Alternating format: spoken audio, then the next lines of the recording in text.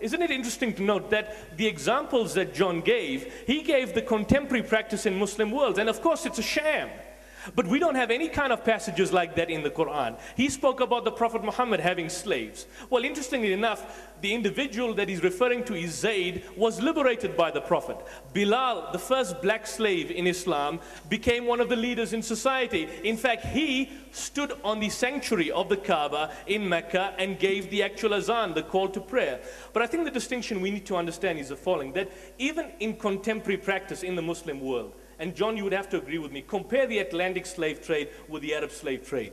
If one comparison. No, just hang on. You've asked me a question. One second, and I'll come back to you. The distinction is the following. The distinction is, the following, is that you have clear-cut passages in the Qur'an, as I've spoken, which call for the ransom and the liberation of slaves. You don't have passages like that in the Bible, or indeed in the New Testament. Slavery was an existing practice during Arabia. It never evolved or developed in Arabia. It was in practice in Arabia. And what the Prophet Muhammad did was, he incorporated and inculcated practices which would lead eventually, or hopefully, to the elimination of slavery. And one of the examples was to marry the slave woman, because by marrying her, she becomes a free woman. Has that ever happened in Christianity? Is that in the Bible, John? Good question. You've made the point very well. Let me John, respond. a quick response, and we'll leave this one.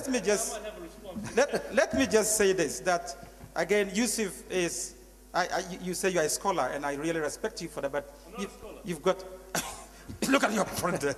Anyway, but the point is that if you're talking about slavery, whether it's in the Bible or not, that's what I've told you. You can easily quote the pious text from the Qur'an. The Qur'an says this, the Qur'an says that about slavery. What I'm saying is that slavery did exist in Muslim communities from the 7th century to the present century. What has happened to those teachings, if they exist at all?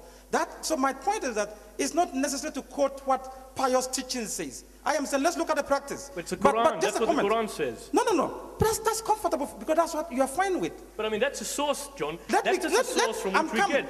But so you are saying all these Muslims who owned slaves were not good Muslims? Of course. Wow, then the Prophet himself was not a good Muslim. He owned more than one slave. No, hang on. Okay, I think if you look at show me proof. I think it's time to break this one up.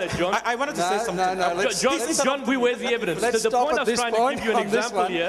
Let me have the final word and say that I think you've made some very interesting points, both of you, and I think you've made a very clear distinction between the sources and the practice, and we certainly would all be agreeing. I think that both Muslims and Christians have got nothing to hold their head up about this, but we really do need to go back and study our source documents and their meaning.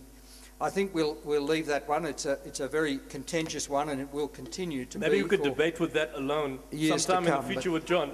But we certainly agreed up here on the platform that slavery is not a nice thing, and we're glad that it's been abolished, at least in our part of the world. Let me speak to both of you now. You're both in your own way missionaries. I guess that means that, John, you would be glad to see a Muslim become a Christian. Yusuf, you would be glad to see a Christian become a Muslim. But many people around us see this as intolerance. And Professor Richard Dawkins, if I could just quote somebody, not quote him, but he thinks that religion and all religions are evil, and that the human race would be better off without them, and to some extent for this reason, that people who think they have the truth and think they're right and others wrong are a menace to humanity. I suppose that's his thinking. So secularists around us would like to ban all forms of proselytization. I'd be interested in your comments on that. Perhaps John first? Yeah. Well, on the question of proselytization, I believe Islam is a missionary religion, and so is Christianity. And it is in the interest of these two religions to stand up together against, to stand up together to speak for freedom of religion, freedom of conscience. Yusuf started his talk by saying religion is not about choice, but he ended up saying he had to choose Islam out of a lot. So I'm saying that choice is important, and choice is absolutely essential. My plea with my Muslim friends is that this whole question of apostasy in Islam needs to be looked at, because if you're a religion that is a missionary religion, you can't turn around and criminalize conversion. Because if you criminalize conversion, you are cutting your nose to spite your face. And I think that every respectable faith should fight for freedom of religion, that people should be free, and I'm speaking as a convert, people should be free to choose the religion they like. Muslims should be free to choose Christianity, and Christians should be free to choose Islam. If you don't do that, you turn that religion into a maximum security prison. And no respectable faith wants to be a maximum security prison. So I want to hear from Yusuf's point of view, his view, clear view. I know Yusuf is a very good dancer around questions now, but I want to hear his very clear view on apostasy. Okay. Is it good? Because Islamic law says if you convert to Islam, you should be killed. Do you agree with that law? Absolutely. That doesn't say that. That's a point, John. In fact, again, this goes... Islamic law. No, but Sharia law says that. I think we need to come to that, John. Listen, that was not the question you asked, but I'll deal with him. John, the point I'm trying to emphasize here, and he raised the issue here about apostasy, for example, as one example. The punishment of the apostate to be killed and murdered and put to death was where? Where did it come from? This is again part and parcel of the Judeo-Christian tradition. It's in the book of Deuteronomy, it's in the book of Leviticus, and Jesus, we are told, would in principle uphold those particular laws. Now, the penalty for apostasy in Islam is not death, because there's no indication of death from the Quran. I've got the Quran here and I'll read it from you. A widely prevailing misunderstanding. For example, look at the Quranic verse and you tell me what it says here. It says here in Surah 2 verse 217. And you haven't quoted scripture, but you made these comments, John. It says, and whoever of you turns back from his religion, like yourself, then he dies while an unbeliever in the natural sense. These it is whose works go for nothing in this world and the hereafter. But he doesn't speak about him being put to death. Another verse, if you look at Surah 5 verse 54, it says, O you who believe, should any of you turn back from his religion, then God will bring a people whom he loves and who loves him. In Surah 3 verse 90, it says, those who disbelieve after their believing and then increase in their disbelief, their repentance is not accepted, and these are they that go astray. In another passage of the Quran, you'd see, for example, the Quranic verse would say, let those who believe, believe, and let those who disbelieve, disbelieve. But nowhere is there any indication in the Quranic text or even in the prophetic traditions where apostasy was punishable by death. And I'm surprised, John, as a scholar, let me just point this out to you. I need to conclude on this important point, because I never answered your question, David. He changed the question. The question was about apostasy, and my argument again is apostasy is punishable by death in the Judeo-Christian tradition. It's not punishable by death in the Quran. What you would find in the jurisprudence, the later juristic interpretation of classical jurists, they have come up with the law and the notion that apostasy is punishable by death. But if you exegete, if you look at the particular commentaries, you basically see that in those instances where the apostates were killed, those people who engage in apostasy not only engage in apostasy, but engaged in active hostility against the state itself. So they will basically be viewing as having committed treason, and as a result of that, they needed to be tried, and therefore the death penalty needed to be imposed on them. But just simply changing your religion, if the Quran says, let there be no compulsion in religion, for truth stands out distinct from falsehood, then what sense does it make to basically go and kill the apostate?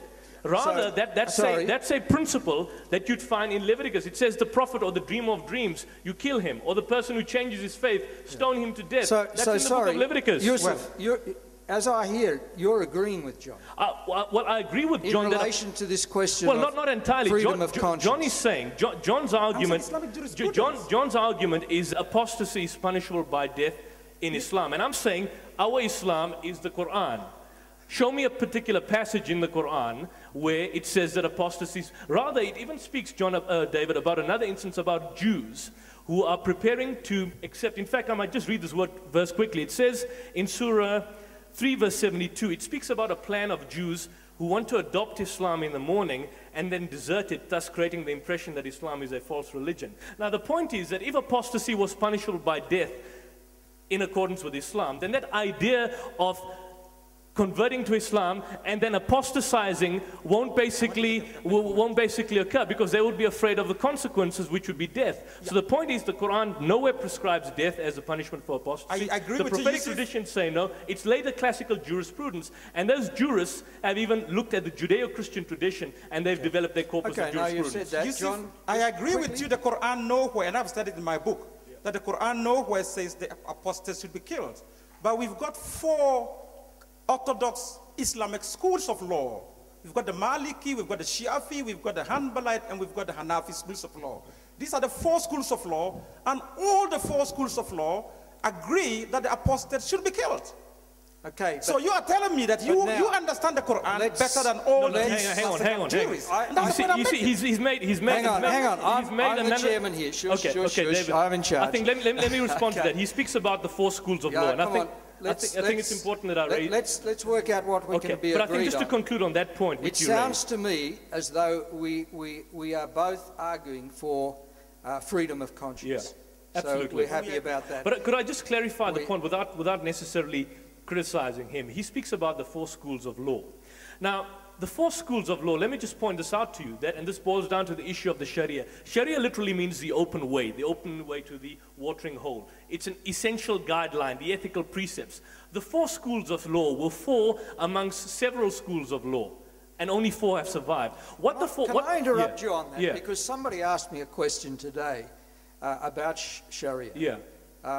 They said, what's Sharia? Okay. Is that from the Quran? Okay. And perhaps you could just explain that. Well, look, the word Sharia, and also to tie up with what John stated, the word Sharia literally means the opening way. And in a sense, it's the ethical absolutes, truth, morality, justice, which cannot be changed. They are fixed. But within Sharia, there is a principle of dynamism called ijtihad. Again, from the word jihad, struggle. And that principle of ijtihad is a reasoned and sustained struggle within the individual to develop the law in accordance with the time and particular context, like legislation. Legislation would change in accordance with this particular context.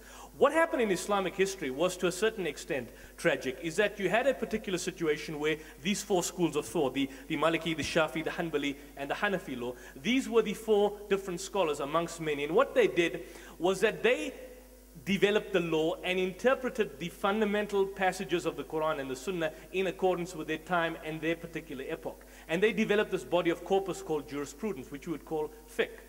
That corpus of jurisprudence is not meant to be eternal. It's not static, but it's meant to be flexible and dynamically changing.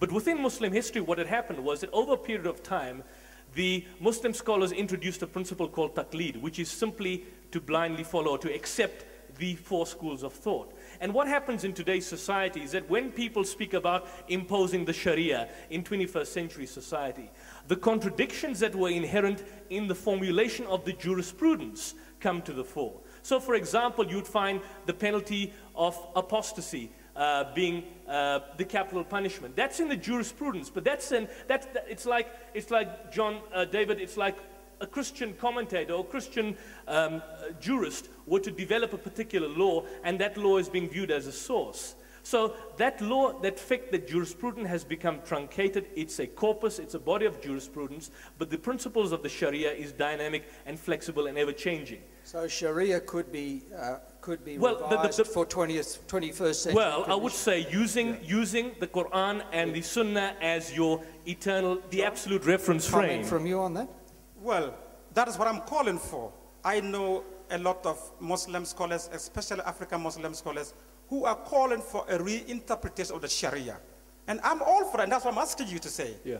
Because I know that, as you rightly said, classical interpretation and codification of the Sharia has been fossilized. And Muslims, the whole gate of ijtihad was shut. Yeah. And now, as you said, the whole idea of taqlid, imitation, blind following became the norm. But the point is that, John, just a minute, let me finish. When you were talking, I didn't interrupt you.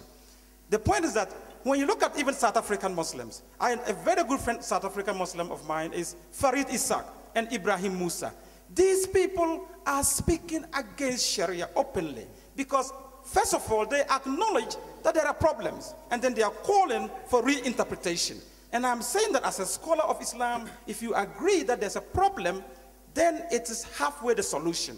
But if we sit here and all we are doing is denying, oh, everything's perfect, and you start quoting the Quran, and you know that many eminent Muslim scholars have quoted the Quran and used it differently. So I'm saying that let us call for freedom of conscience, and I just wanted you to do that, which you've done. And praise God for that. But I think, David, I need to clarify one point. Sorry, we've only got a couple of minutes left. One point, David. Don't. I need to, because he's made all a loaded of these discussions comment. inevitably. I think just one line, in one line, David. Right, I think what he's talking about reinterpretation of Sharia. I think what we need to look is the re-evolution of fiqh jurisprudence, developing a new corpus based on the absolute reference frame. Now, if you are saying that the reference frame doesn't exist, ethics, morality is in the Quran. I've given you your one line. Find it in the Bible. No, find it in the Old Testament. Gentlemen. We've only got a few minutes to go, so we've got enough time really just to perhaps reflect on one last question. Yusuf, your presentation, particularly at the end when you talked about why you're a Muslim, was very compelling in a way, and it seemed to me that it really all no, let me put it this way. You explained the idea of Islam to us: submission, surrender. And of course, the idea of submission to God, surrender to God, is something that is very close to a Christian's understanding and heart. So we would both see ourselves as people who are seeking to be submissive to the will of God. So then comes the question: what is the will of God? And then it seems to me to sheet back to our original sources. So you're going back to the Qur'an. John is going back to the Bible. In a sense, we would have to say, given the way in which you presented your case, John, that you are going back to Jesus and accepting him as the one who speaks for God. Yusuf is going back to Muhammad and accepting him as the one who speaks for God. So could I just have a short comment from each of you on what then do you see as Muhammad's qualifications? On what basis do you say, yes, Muhammad spoke for God? On what basis do you say, no, Jesus spoke for God? Okay. You want to deal with it now? This time I want Yusuf to go first.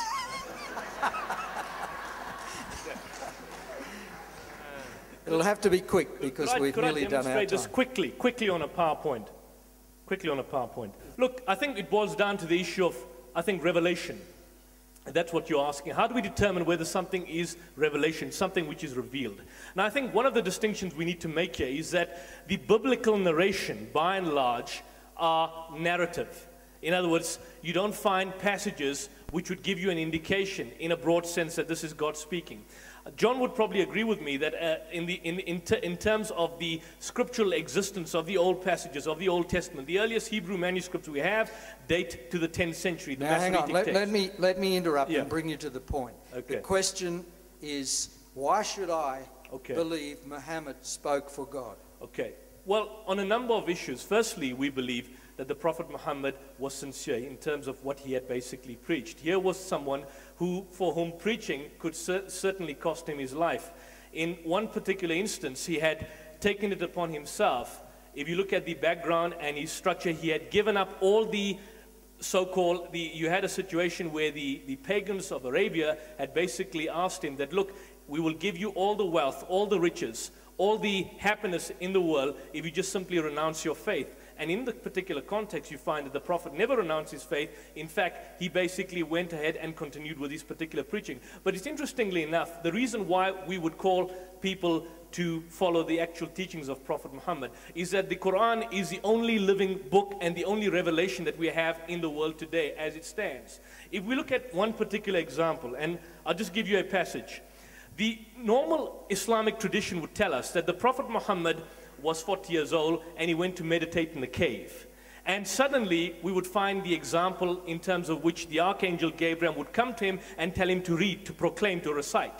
The Prophet Muhammad said, I cannot read, I am illiterate. The angel says again, recite. Prophet says, I cannot. Then he is made to grasp what he's to say, and then you find the first revelation. Proclaim or read in the name of thy Lord who created man out of a mere clot of leech-like in appearance. Proclaim, and thy Lord is most bountiful. Now the point I'm trying to emphasize in this is the following, that all that narration, all that narrative, all that style about the Prophet Muhammad going to the cave, the angel coming to him, the angel commanding him to read, is not there. For example, the Prophet Muhammad says, when the angel commands him to read, the Prophet Muhammad says, I cannot read, I am not learned. That particular passage of I cannot read, I am not learned, does not find itself in the Qur'an. It's because of the fact that that was his own words. And so what we would find is that throughout the Quranic text, even if one does not accept it as a word of God, one would have to concede on this point in principle, is that the stylistic rendering is as if God is speaking. For example, you'd see the book, they'd ask thee concerning wine and gambling. Comes the commandment, say, in them is great sin and some profit for men, but the sin is greater than the profit. Or they ask thee, O Muhammad, concerning the new moons. Say, they are but signs to mark fixed periods of time. They ask thee concerning the nature of the soul. Say, the soul is by the command of my Lord. So what we would find is that in contradistinction to the biblical text, we don't have the once upon a time style narration. You'd find in Genesis 1:1, in the beginning, once upon a time, God created the heavens and the earth. That stylistic rendering is not there in the Quran. It is as if God himself is speaking directly to the Prophet. And even if you do not accept that premise, you would have to concede on reading the text itself is that, well, this sounds like God is speaking to Muhammad. Okay, even though you don't accept that. Thank you, Yusuf. Thank you for that answer. That's clear. I think you've made the point very clearly. Yeah. And I'm conscious of the man behind me who's about to cut me off the screen or whatever he does. John, a word about Jesus? Yeah, I would just want to reiterate what I said, that for me, Jesus himself has made it abundantly clear that he was from the Father, he is the Son, he and the Father are one, and he is speaking of what he has seen and what he has been through. Now, Yusuf made a particular statement during his presentation that the New Testament were written 70 years, 60 years after Jesus, the earliest manuscripts, composed by one single guy who never met Jesus in person. Now, the question is, whose evidence should we take? Is it those who walked with Jesus, those who lived with him, and wrote their testimony down, or someone who appeared 700 years later and says something about Jesus? And that is for me, that's the evidence. That's the evidence out there. Yusuf started his presentation by talking about religion. Now, hang on. Let me David, on interrupt you. I don't want you to interact with Yusuf at this point. I just want you to tell me why you believe Jesus should be believed. Yeah, what I'm saying is that I have had 40 minutes to make that case. And I think I have made that case, and I have rested that case. What I'm a bit frustrated about is that Yusuf spent about 35 minutes telling us why he is not. And for me, that again tells me we want to know why you are. Yeah. I spent 40 minutes talking about why I am, why I believe. You spent 35 minutes talking about what you are not. And but John, hold on a second. Maybe there's nothing that you have. Okay, hold on, John.